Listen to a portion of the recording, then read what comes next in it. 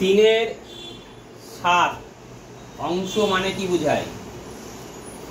3-এর 7 অংশ মানে 7 একটা অংশ আছে তাই ক ভাগ করেছি? 7 ভাগ। 2 3 4 5 6 7 কত হলো? 1 2 3 4 5 6 7।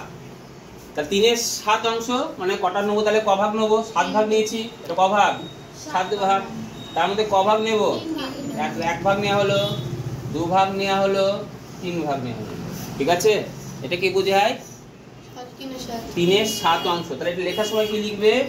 সমান সমান 7 ভাগের ক ভাগ? 3 ভাগ। মনে থাকবে?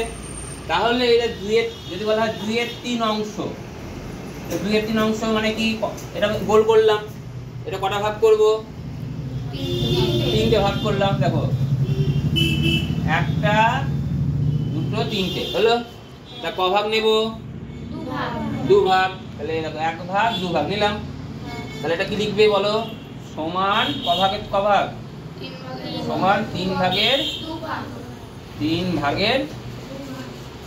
2 ভাগ। মনে থাকবে? মনে থাকবে না?